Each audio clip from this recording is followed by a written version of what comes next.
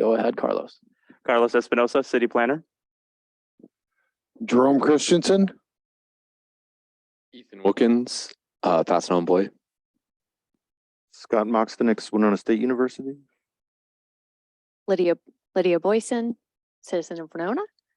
Stan Brightlow, Watlow Electric Manufacturing Company. And over to our friends online, Jim. Jim Goblish, Winona State University. Nancy. Nancy Denzer, school board member and community member. And Rebecca. Rebecca Lamberty, Winona Health. All right, and with that, I am going to turn it over to Carlos to walk us through our process here today. All right, thanks everybody for joining us for our Transformative Project Subcommittee meeting 2. So up on the screen, you'll see just 2 topics that we're taking a look at for this agenda. The first is just a discussion on what has been completed related to the Riverfront Trail to date. And the second is discussion of how that trail kind of connects into the larger city trail system.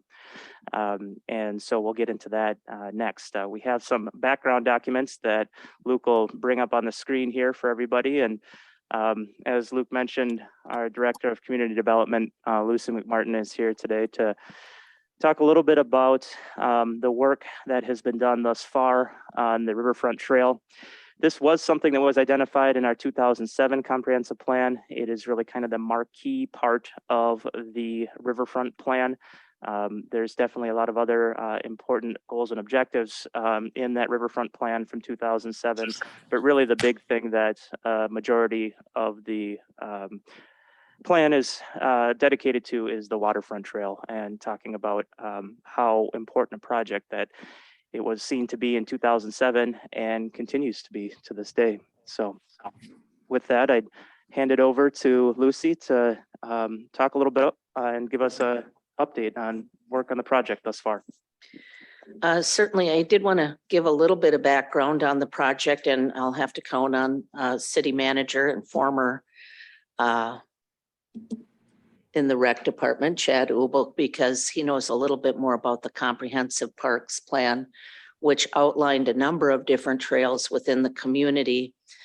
That plan was done in 19 and 20. Do you want to just mention some of the top trails, Chad? So Lucy asked just to start off with and Luke has brought up the map on the screen.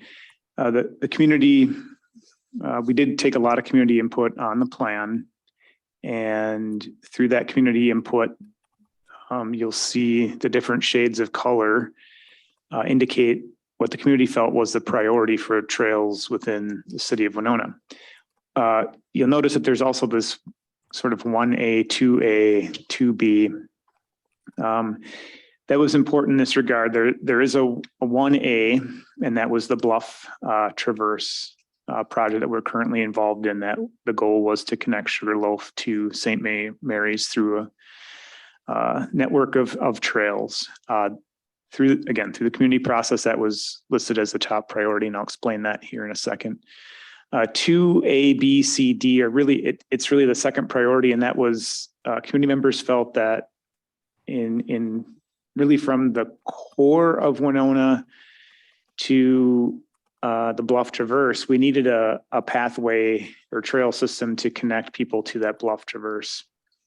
But you see it in segments 2A, 2B, 2C. And the idea there was what's tied to the Riverfront Trail is that the Flyway Trail, which is represented as 2B, comes in from Wisconsin, connects through Ogden Park, through Latch Island, and connects to the foot of Johnson Street at Levy Park. And that was where the Riverfront Trail would begin work in phase 1. And so, although the community did outline, this 1, 2, 3 priority, there was this large discussion about, and again, these A, B, C, Ds, about how obviously this is all interconnected, and that the Riverfront Trails recognize that it was in the 2007 comp plan. It wasn't necessary that it was the third most important. The reason why they really were put into a ranking system was tied to legacy funding. In order to receive or apply legacy funding, the city had to go through a process to deem the trail system a regional significance. And I won't go into the real core details unless there's a question, but the Riverfront Trail was seen more as at that time, a more internal trail for the city of Winona. And it didn't in some ways elevate, even though we know it's an economic driver and has economic impact, it didn't necessarily rise to the level of what the state considers regional significance. The Bluff Traverse did, primarily because of its other outdoor recreation functions. So it gets this, what I would call subjective or arbitrary third ranking. But again, we know that it's important to our trail system. So that I guess that's really from the comp plan perspective, how it got that ranking. Thank you. So we do have a number of trails that our rec department is working on, including the Bluffs Traverse. And then we did receive word in late 2020, we received some bond dollars for the first phase of the Mississippi Riverfront Trail. Now, bond funding is great. It's awesome, but it can be a little bit tricky to implement because you actually can't access any of your money until all of your easements are in place. So the 2007 comprehensive plan, I have a really big correction in that plan on the third page. It says multiple easements for the trail have already been acquired, but we have easements for our flood control and access to the levee so we can maintain the levee wall. But we did find out through our legal process, we actually do need a pedestrian and bicycle access easement in addition to the flood easement. So we've started that process, and there's a number of different easements that we do need. It's at the end of the document you previously had up, Luke, where we talk about, we have the easement from Bay State Milling that's been secured by the city. We're working on the rest of the easements. We've been in touch with the property owners regarding this. But in order to actually execute the grant agreement for the bond dollars, those easements have to be secured. And in order for those to be secured, we had to spend a little bit of funding on preliminary engineering. So Bar Engineering did do preliminary work on both phase 1 and phase 2 of the trail. And the Port Authority was involved in helping pay for that funding, realizing this is an important economic driver. So now we're at a point where we have some preliminary engineering. We're looking at a couple of difficult areas. If you go to the front of this document, I think we can pull up a map. We have some challenging areas throughout the Riverfront Trail. For example, Bay State Milling, where we've been successful. It's a little tricky to get through these areas, and companies, of course, want to make sure you're not interfering with their operations or truck traffic, et cetera. We do have some examples. I think it's on page 3 or 4 of this document, a little bit further down. Oh, it's in this one. Maybe not. I think it's the last one on the other document, but we've been working closely with other communities. Red Wing has done riverfront paths, and they've gone through some challenging areas as well. So we're trying to be very creative and work with our business partners on doing that and getting easements, again, while protecting the public and not interfering with their operations. So that's a little bit of an update on the easements, the funding. We're working our way through on a couple of difficult and challenging areas. City staff has met with the Army Corps of Engineers and Fish and Wildlife and other entities to let them know we'll be forthcoming with final plans and looking to secure necessary permits. So it is definitely an uphill climb. The bond money is excellent. We're happy that we secured it, but it does require quite a few steps that have to be taken before that money can actually be used. And so these materials on the Riverfront Trail were put out on the webpage today, or they will be put out there. And it just gives kind of an update of where things are at. My understanding is this came up as one of the transformative projects in the meeting. We definitely feel it can be, and it'll be great. And there's so many cities that have a riverfront trail, and we need to be one of those cities that has a riverfront trail also. So happy to answer any questions.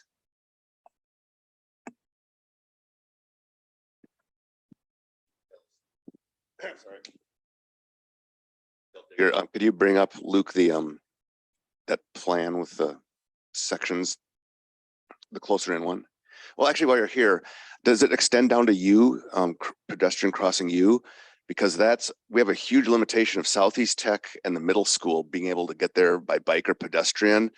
You take your life in your own hands trying to get out there, and either an underpass under the highway along the floodplain there or something. I think that would be a priority that I'd advocate for. And going along the river, I've accessed it in a lot of places. There's walls, not always dikes, right? And do we go alongside there with a path or build a boardwalk on the riverside, to run along? They have in Austin, Texas, they have a boardwalk along the riverfront, a whole bunch. So just some logistical thoughts on that.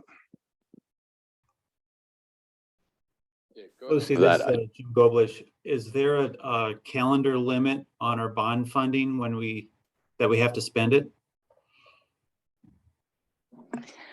There is. It's quite a few years out. This was allocated in 20. I think we have 2025.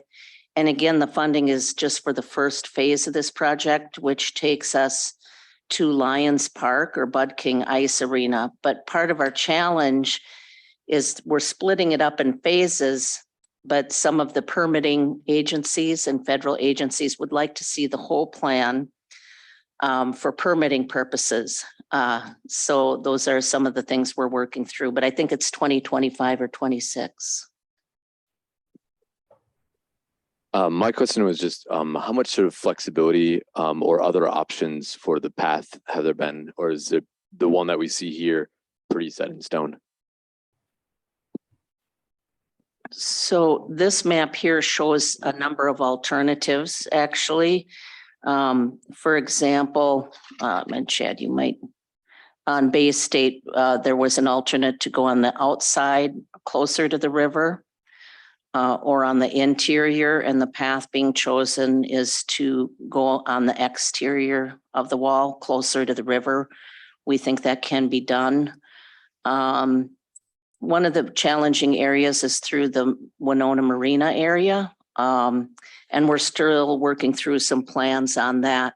Again, there's options to go close to the river, and there's options to go, on 2nd Street or Front Street or something like that. The issue is if you pick the easy route and just go around all the companies and use 2nd Street as a bike route, is it really a riverfront path? So we're trying to kind of get that balance where we might have to not be right on the river in some areas, but we would like it to be mostly right on the side of the river. So is that fair to say? That's correct. This might be a moment for me to jump in here and talk about the 2017 Complete Streets Policy, which also reiterates the desire for this riverfront path. You'll see overall, this is a large document showing bicycle boulevards in orange, buffered or standard bicycle lanes in blue, and then shared use paths or separated bicycle lanes in green. And so you'll note that the riverfront path is really highlighted here in green, the intention being we want a grade separated or clearly separated shared use path so that this feels safe, convenient, and comfortable. It is a recreation facility as much as it is a movement facility for our community. So where it does go on 2nd Street, we do ask that the committee here consider how does it look when it's actually on a street, as well as how does it look when it's running adjacent to the river. And just to quickly clarify, when it says shared use path, that's biking and walking? Correct. So a shared use path in the context of the 2017 Complete Streets Policy is a minimum of 8 feet wide and it does allow for biking and walking.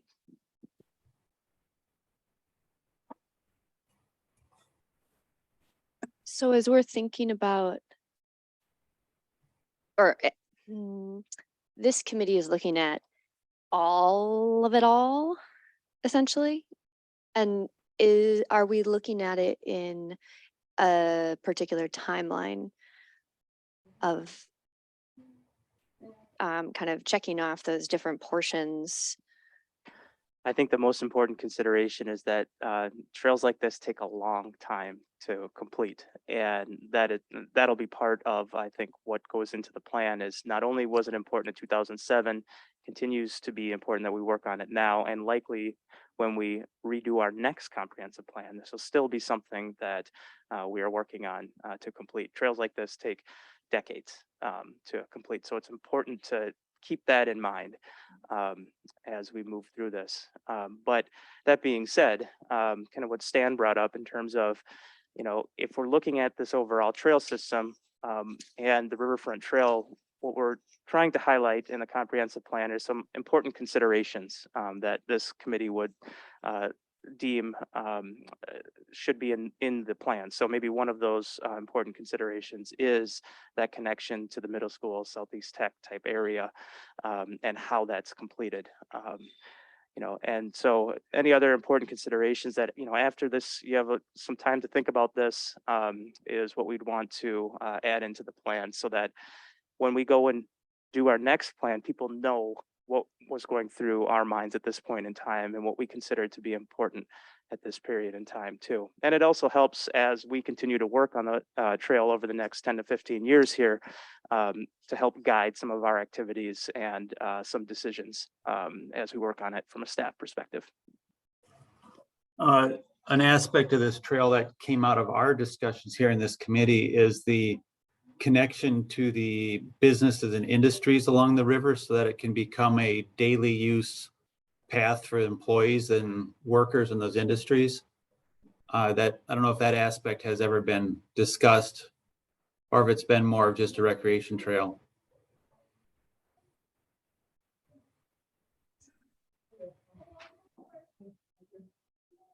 I think there's definitely the potential for the trail to serve that particular type of commuting purpose, especially when you take a look at the bicycle and pedestrian plan and how some of the more minor bike routes would connect in to the overall Riverfront Trail. So you see some of the north-south streets there where they kind of reach into the core area of the city where people who work at some of the facilities along the Riverfront Trail may live. So definitely increasing those connections as well.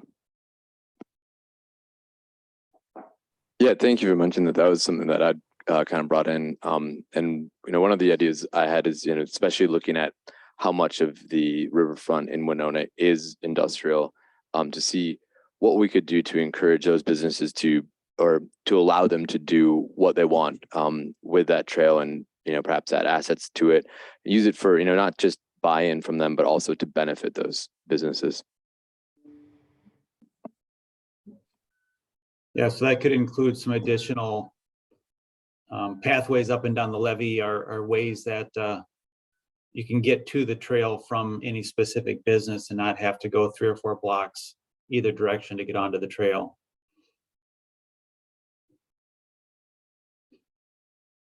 Definitely. Thank you, Jim.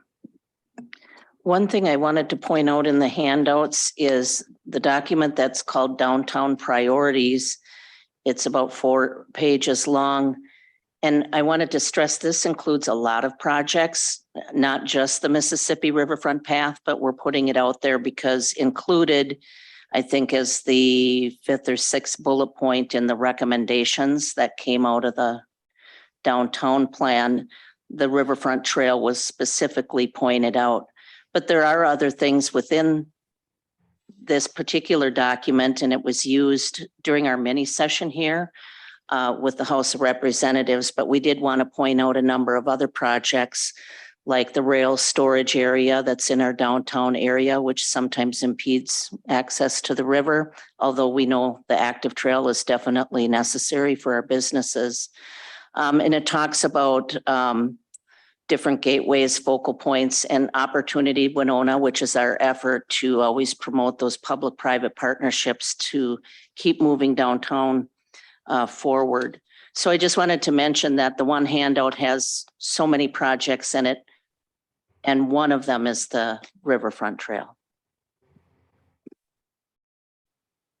And Jim, I would just add that I know Luke just highlighted it, but in our narrative for the state bonding in our other granting agencies, we do reference that the Riverfront Trail has the potential to be a commuter trail. It's not just a recreational trail. The Bluff Traverse, on the other hand, the Bluff Traverse, it's pretty obvious. It's hard to argue that that's a commuter trail. We use that as a recreational asset. But in the case of the Riverfront, we have highlighted it as, or referenced certainly our thought that this could be a commuter trail. And I want to second that, saying it could be a bi-directional commuter trail. People from the eastern valleys getting to any of the fastenals along the river, or people downtown getting out to Southeast Tech, Middle School, Watlow, everybody out there too. So I could see it being quite busy. And especially with, people just going in for lunch or, for dinner afterwards, that connection to downtown with all those businesses seems to me to have a ton of potential. I did also have a question. We had talked too about the connection to the Minnesota Marine Art Museum. Would it be possible to go into a little bit more detail what this plan has for that section? So I can speak to the complete streets policy, and then if I don't cover anything, I'll let Chad jump in here. So the goal here was to create a separate shared use path going along the Riverview Drive portion, at least reaching out to the Minnesota Marine Art Museum. Some of the issues that we have beyond the Minnesota Marine Art Museum are active industrial and port facilities. That doesn't mean that it's impossible to, of course, run across their driveways, but the way that we do incorporate a shared use path needs to be addressed. At the time that this plan was adopted and we moved forward with a freight grant project that did widen the shoulders to accommodate a little bit more area, we now have the space to potentially put in a shared use path. It would require likely coordinating grant dollars. There are a few products available that would allow us to put in steel barriers, for example, that are about 3 inches off of the grade of the street in order to actually facilitate that. But getting out to the Minnesota Marine Art Museum, it seems like there is an expressed interest in potentially partnering in that regard. Yeah, no, I think having ridden my bike out to the museum and out to Prairie Island a variety of times, like the width is fine, but I think for a more casual, cyclist, they might want that kind of barrier or distance to feel a little more comfortable, not having big trucks or cars going by at 45 miles an hour. Because the speed limit's 40, which means 45. Yeah, and I've biked it with my children, and it's not a comfortable feeling. Yeah, that was actually exactly what I was asking about, that specific part. I've never biked it because it doesn't look like it'd be comfortable. I do drive that every day, and would not want to bike on it. So the way it's set up now is certainly concerning to me. Not what I would consider a riverfront trail, just kind of doable. And here is an opportunity to note that this whole portion running all the way up to Prairie Island Road down Huff Street is US Bikeway 45, formerly called the Mississippi River Trail, that runs through our community. So having an improved facility there would enable us to be a continued destination for people to come through our community, in addition to it being that internal commuter trail, that internal recreation amenity as well. I would just add, and I'm glad that Scott mentioned this, because the idea with the parks plan was also then to connect to Prairie Island. So certainly museum was considered, but really the 7A and B there is to connect to Prairie Island Park. And that's why you also see that section of 4B. I know it's kind of a wide swath, but really looking at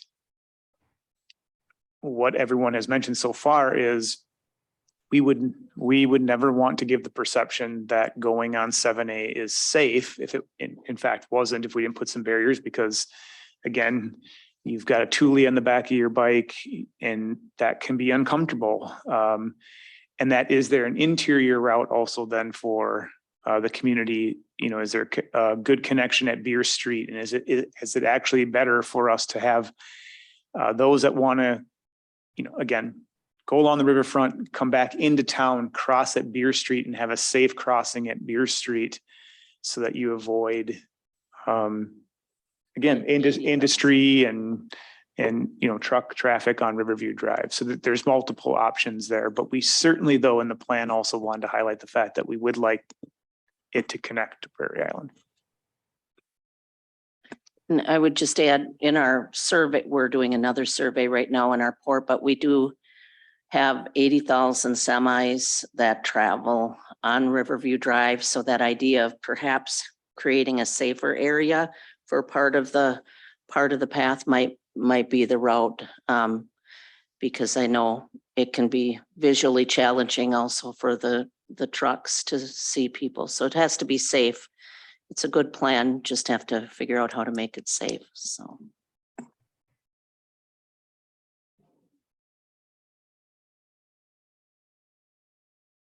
Some of what I've heard from the committee thus far is the real need to see this as the backbone of an overall grid and connection system. Going from the bluffs all the way down on the east side, running along the river, connecting our industrial properties, making sure that there's adequate north-south routes as well. And to the point that Lucy and Chad was just raising, sounds like there's a desire to see that redundancy. If you're wearing Lycra and you want to run down Huff Street and you're on your way biking the entire US Bikeway 45, that's great. If you're taking your kids, maybe you want to go through Beer Street.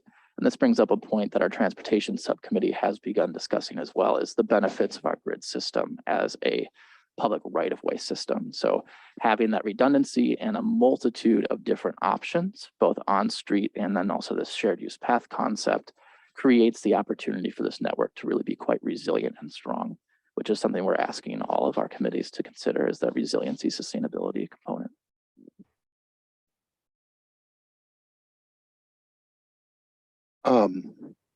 In relation to the street on street portions, what provisions have been made for improving signage and wayfinding to direct cyclists and pedestrians in along those routes off the main traveled traffic thoroughfares?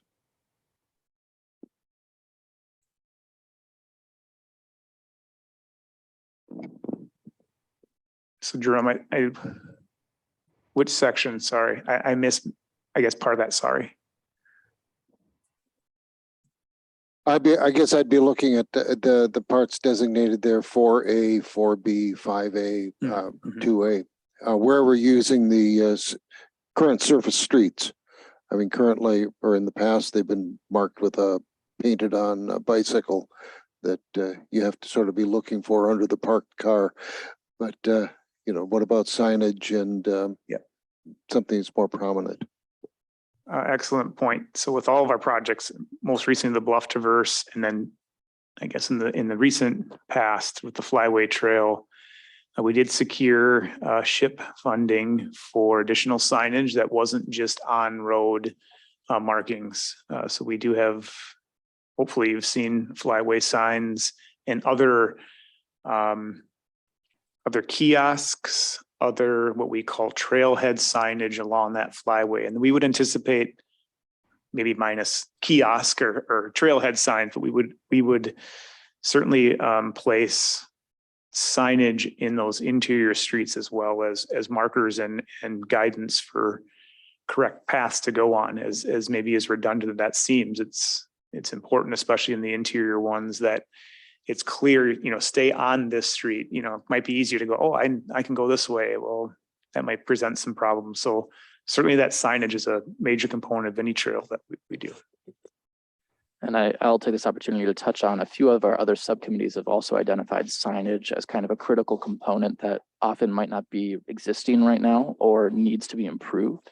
So economic development, when we talk about tourism and having a halo effect on the overall economy, once people leave or disembark from their boats on the levee, how are they getting into this trail system? How are they connecting? Our historic preservation group has mentioned, how are they getting to our historic districts and spending money in our historic districts? So it seems like there is a real consistency or need for an overall signage plan that we're hearing from these subcommittees too. Yeah, I just saw the signs that are proposed for down at the levee for the boat traffic, designating all the highlights downtown, which are great, which is exactly the type of thing that I have in mind for the trail system.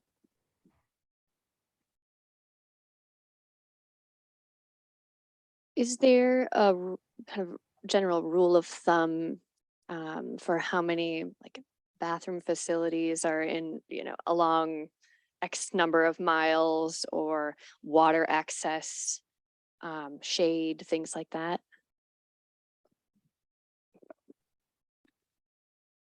So Lydia, when we apply to primarily with the state and the legacy, there is not a what I would call requirement for bathroom facilities. Certainly something we think about. Because currently in most of our trail system, it's porta potties. And it's something, but as you know, they're not always the most efficient or effective or desirable. I think a key component there that I would note is that specifically the Riverfront Trail and then our expansion of Levy Park in phase 1, we did not include any public restroom facilities. But the phase 2 plan does have a public restroom facility. And I think you start seeing these tie-ins where is good for the park, but it's also good for the trail system. It's also good for commuters. So that section, yes. As far as like the other bluff traverse trails that are more recreational based, although not required, we did put in requests for dollars for trailheads that would have at a minimum restroom facilities similar to like pit toilets at Prairie Island. And I have to go back and look, but I'm fairly confident it was Holsinger, Sugarloaf, and the top of the trail, we call it top of the trail system near Windcrest, where the entry point is for the shared use paths in Bluffside Park, all have trailhead and bathroom components. I think that's really important, convenient, and even having signage saying, half a mile this way, like, okay, I can make it, The other thing too is on, 3A way down by Peerless, et cetera. It's pretty remote. I think some blue light boxes might be wise to have along those remote areas.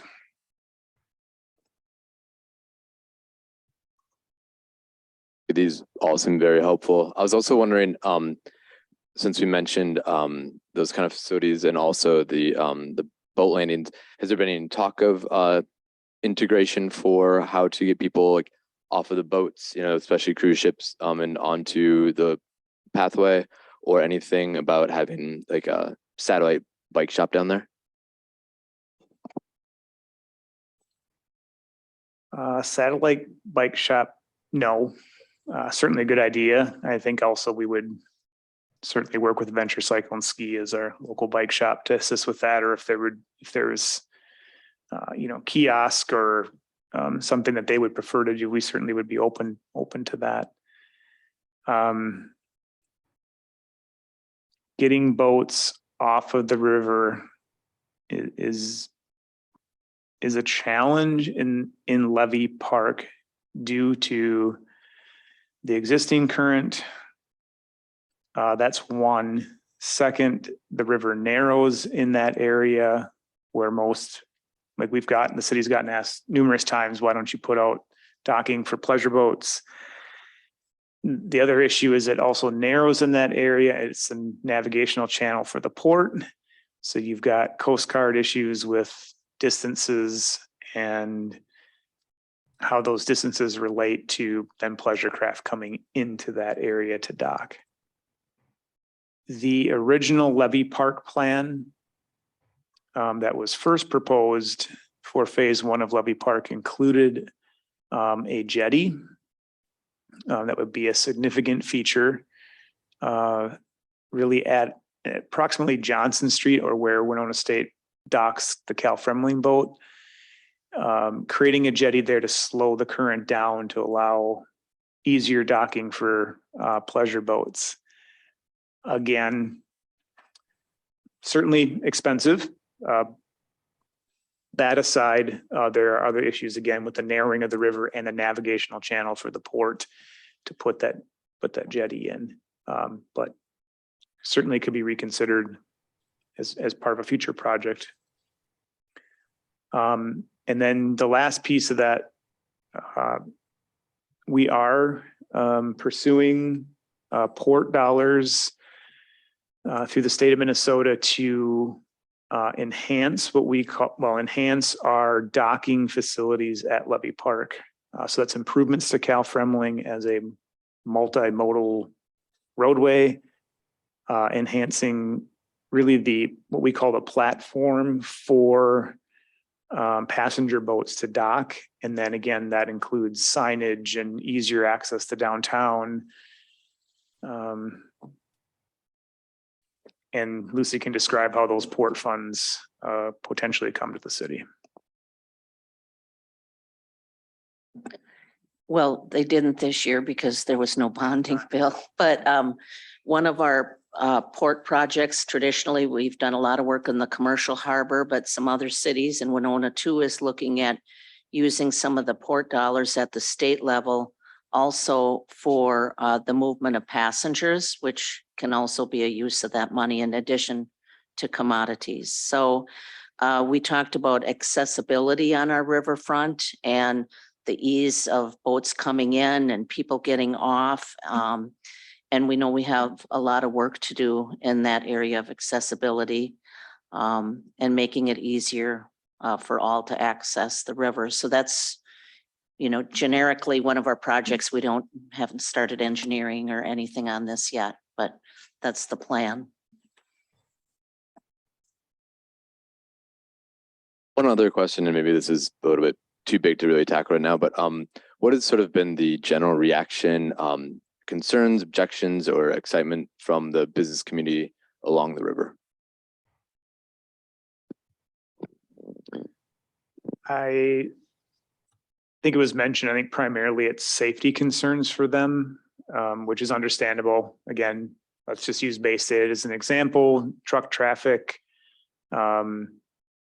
general business activity. And, you know, when we decided, you know, should we go inside the levee wall or outside the levee wall, you know, certainly concerns about increased traffic through our business area.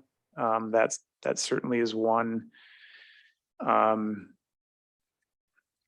Again, I think it's even just simply movement of employees. So along the route, we've got some parking lots, you know, through easements that we're working through, and it's just even movement of employees and trucks. So it really is, I think it's the primary hesitancy is that it's business activity and safety. I will say though that each of the businesses we've talked along the route they're like, they agree that the Riverfront Trail would be great. I mean, there's really not an opposition to, oh, we don't believe in a Riverfront Trail. It's every community has a Riverfront Trail. We understand. We think it'd be great for Winona. It's just I'm concerned about our business activity and how the trail comes through. And I would say liability to, Sure. you know, that comes up often. And, you know, having tried to do it myself, as is right now, you end up, you know, trespassing through Bay State's parking lot or, you know, it's going to happen somehow. So let's make it legitimate and safe.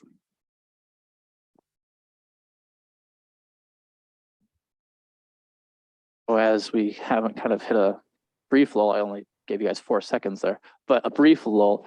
I do want to ask the question, you know, who is this Riverfront Trail actually serving? We've talked briefly about business needs. We've touched on connecting people in the southeastern portion of our community.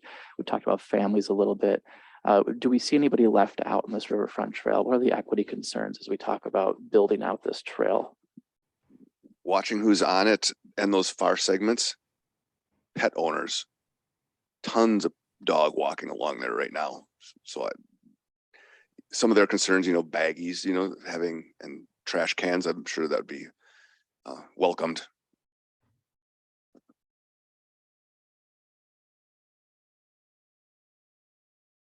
I think that's going to really vary from segment to segment.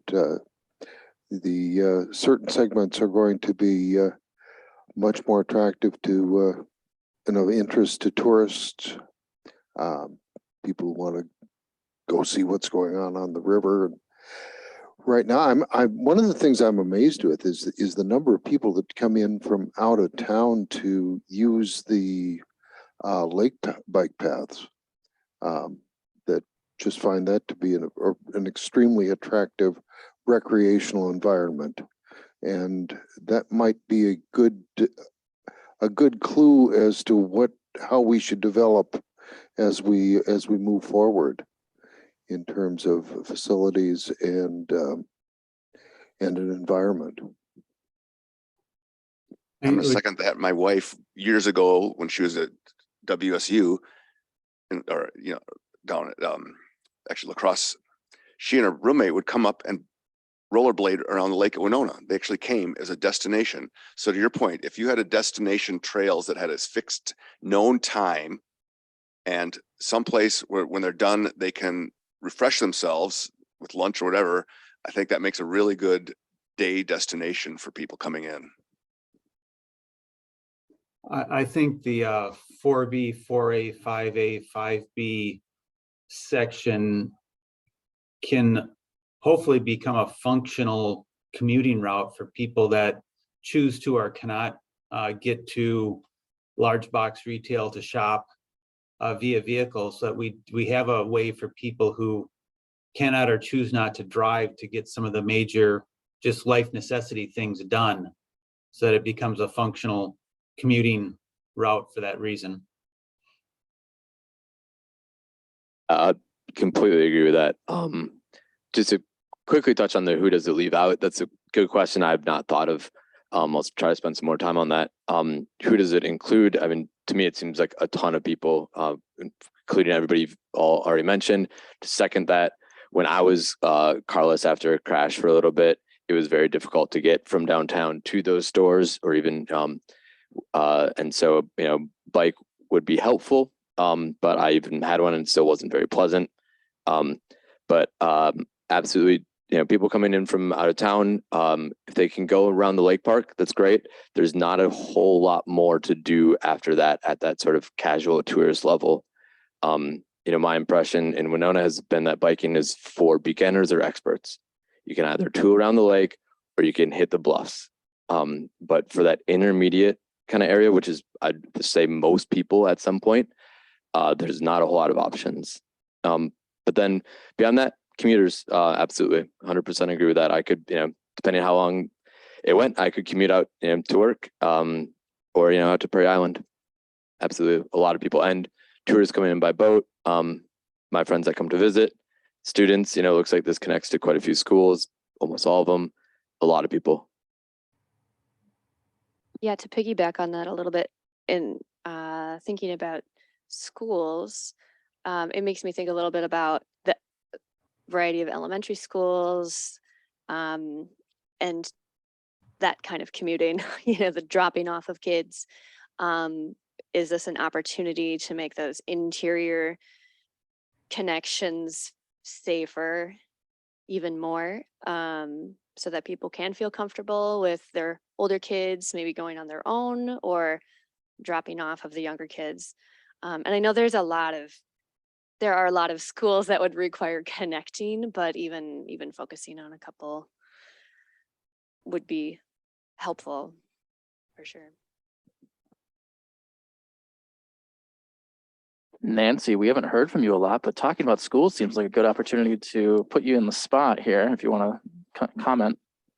Well, I think schools, really all of our schools, if there's a way to connect, so our students, and families, want to feel safe that they're putting their child on a bike. And, at some point in elementary school, I think, students can ride their bikes, and then they just need, a safe way to get to their destination, but also a facility along the way if they need it, or, good lighting, good everything else for them if they are going earlier in the morning when it might be dark. Yeah, the one thing, Luke, you said about, who are we leaving out? we haven't talked much about, you know, some of our older population, and you do see a lot of people, you know, walking, or, you know, out there with, you know, some people that might be living in an assisted living facility or something, and they're out, you know, in their wheelchairs, or trying to, you know, make sure that they get some activity, and what a great place to do that. So that might be a group that we're, you know, somewhat leaving behind, and I think we don't want to do that. I agree with that one too. And just to hop on that as well, my mom and her boyfriend spend the summers down at Prairie Island. And I've sort of, you know, in a reversal of roles, put my foot down and said, you cannot bike from Prairie Island to the lake. It is far too dangerous, you know, so they're in their mid 70s and 80s. And that connection does not seem doable for them. If we could do this, then I might give them the green light.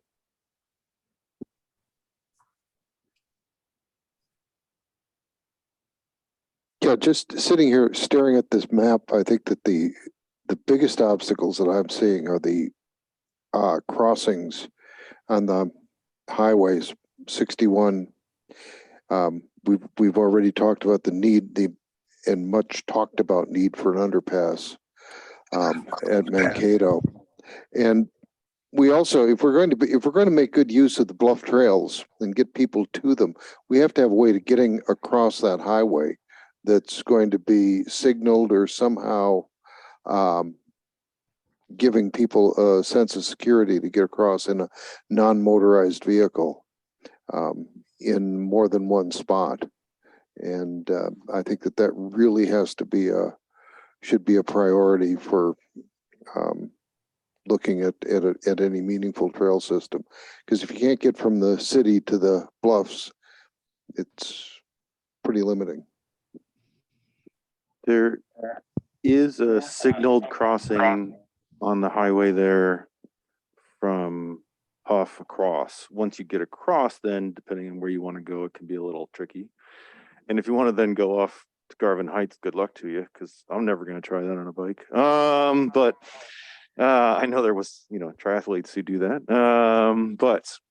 I think my question was, there's a transit subcommittee, and because some of, you know, to your question about equity and you know, like, obviously the Riverfront Trail does seem more recreational rather than functional, but in terms of transit, but obviously, you know, the Maplewood, you know, public housing community would have to go other routes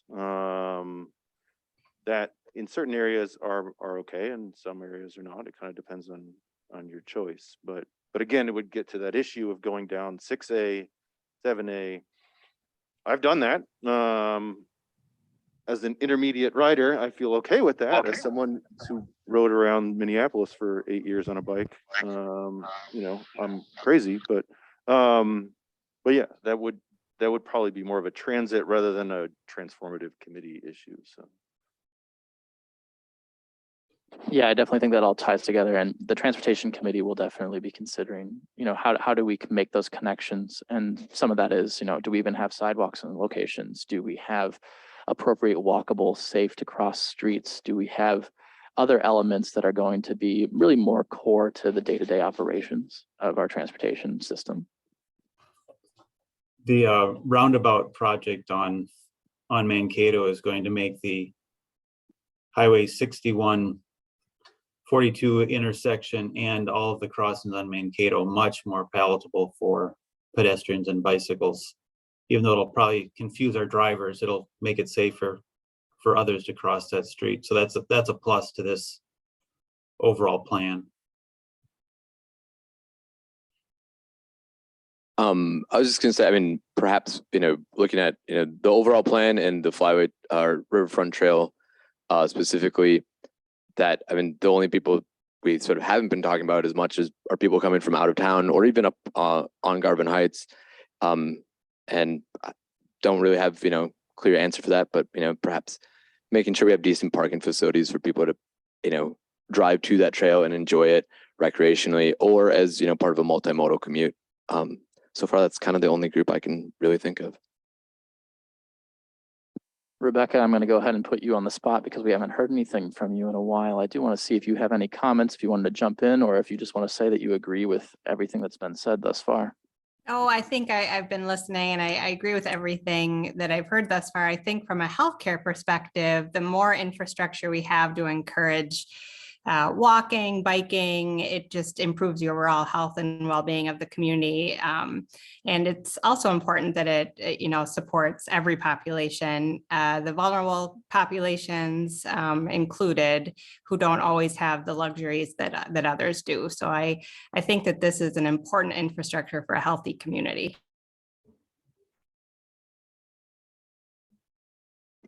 As part of this project, is there a way to include funding for adult tricycles and bikes that you can put a wheelchair on the front, or some of those other things that perhaps are rentable or somehow at a particular location that they can be accessed easily?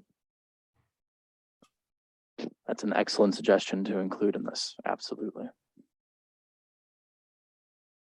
All right, we are gearing up toward 2:30. Any other comments that maybe haven't been discussed, thoughts that you wanted to get out there here in our waning moments? Anything related to the Riverfront Trail and kind of as a trail system overall? Lydia, it looks like you're grabbing that microphone. Yeah, just a detail thought. You spoke about signage, which makes me think a little bit about promoting businesses, but those change. And so is there an opportunity to have signage that can be switched in and out, those weatherproofing, I don't even know what they're called, but things that can change as the city changes or as the businesses also move in and out? Definitely, and that's a consideration for any type of wayfinding signage. I'd say generally what we've tried to do is shy away from individual businesses and more towards services in a particular area. So like retail that way, historic district that way, and different resources that probably aren't going to, like the Historic Society, for instance, they're not going anywhere. Yeah, that type of thing. Versus some attractions, individual businesses that may come and go or relocate to another area, that type of thing. Definitely. And I'm going to jump in and point out Jessica Remington raising your hand very politely. Go right ahead. Thank you. Yeah, I'm sorry I was late to the meeting today. But to the question you said, who are we not serving? And a couple of weeks ago, we got our updated community health needs assessment data. And so 62.9% of our community does not meet the physical activity guidelines. So in terms of who this isn't serving, is everyone who's not physically active. So my question for you is, in addition to the physical infrastructure of actually building the trails, is there an accompanying social infrastructure to help people start becoming active? And could that be a component of this project as well? That's an excellent suggestion. And that really leads to what kind of partnerships do we have? I will note that we do have a community services and institutions subcommittee that will be meeting at the end of June here, beginning the same process a lot of you have been going through. And I sincerely hope that that will be part of that conversation, and we will make a note to bring that up specifically related to this project as well. Kind of along that lines, and Lydia's too. I mean, I'm a bit of a Luddite despite my career. But the technology committee talked about having, rather than having signage, having, take me to somewhere on my phone where I can, get some, Sicilian food, or, I want to exercise. I got to start out here. Can you give me a nice, 10-minute walk? Help me get there. Something like that. Just some helpers. To stand on Jessica's point really quick, I'll just interject something very quick, and then certainly don't want to take up the time. I think it is a lot about promotion and that marketing, and I think Park Rec really would be responsible for that. It's that idea that you could take your Thule with your kids and drive to Levy Park. Just stay with me for a second and get out, get your Thule hooked up, and you can ride currently from Johnson Street all the way over past Ogden Park to Buffalo County without crossing a single street, and then come back. And I look at that and go, we need to be promoting that more, because maybe you don't know that you don't ever cross a street. You path goes over the bridge, goes over to Latch Island, and you really, I should be careful there, because really Latch Island, there's a section of Latch Island that is a roadway as well, but You basically are not crossing, compared to Riverview Drive, you're not crossing a thoroughfare. And again, to Jessica's point or your point, it's maybe that intermediate. It's not, it's not a 15-mile bike ride. It's, and again, I don't have the number off the top of my head. It's 3.5 miles or something, right? And what a good way to say to families, you want to get out and do a quick or small or safe, whatever term we want to use, exercise. This is how you can do it. It'd be great if it indicated, I don't have to cross a street at a light. I can do it with my kids and it will be safe the whole way. Quick idea, having some sort of community art piece at different locations, but tying it into technology and ways to like self-promote it, having, I think of a giant butterfly where you put your head through it or you stand in front of it and it's a sculpture, but it's a photo op and it tells everybody where you're at. Just to kind of highlight all those different areas, and then you have the people using the trail working for you as well, promoting it. I really like that because, like I said in the last meeting, this town, to me, the highlights, especially the promotable ones, seem to be arts, outdoors, and manufacturing. And this one could, what you were saying, and also with, where it be, this almost literally ties those all together. And I think this town, from what I've seen, does a pretty good job with public art, and that'd be very doable. Okay, wonderful. Well, thank you, everybody. At this time, we'd like to start talking about a meeting date potentially for our next meeting. And what we'd like to try and do is see if we can meet before the 4th of July and that kind of weekend there. So we were just at least taking a look at the 29th of June, same time, 1:30 to 2:30.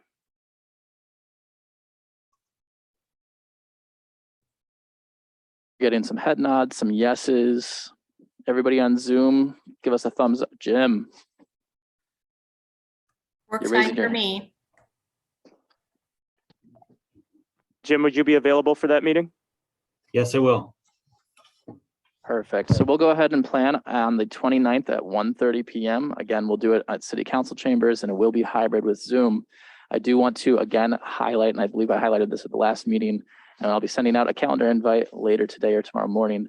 We do have Chuck Marone, the founder of Strong Towns, coming June 21st, 6:30 p.m. He will be doing a public presentation at the Friendship Center, and we encourage all of you to be around for that curbside chat. If not, we will record it and make sure it is available, just like all of these sessions. All right, seeing nobody else lunging for microphones, raising their hands on Zoom, or otherwise looking like they are going to talk, I will go ahead and consider this a very successful meeting. Carlos and I will compile some of these thoughts and bring them back to you. And then we will have another discussion on the 29th related to our next project. So thank you all very much for your time. I greatly appreciate your ideas and your thoughtfulness and your ability to make it to this meeting. Have a good day. Luke, what project is on the agenda next? That was Jim. Yes. That's why I was making sure that you can make it to the next meeting. What we were thinking of preliminarily was talking about the field house and that project, just because taking a look at the list of things that we came up with at the last meeting, that seems to be the most concrete project in terms of being in a future plan and designated for a specific area. So I think that's something that we'd like to try and put on the meeting schedule for next time. Do you think that that would be something that would work for you? Yeah, and just let me know if you need me to share any planning documents or anything about the project beforehand. Definitely, we'll be in touch. Thank you all for your time. Have a good day.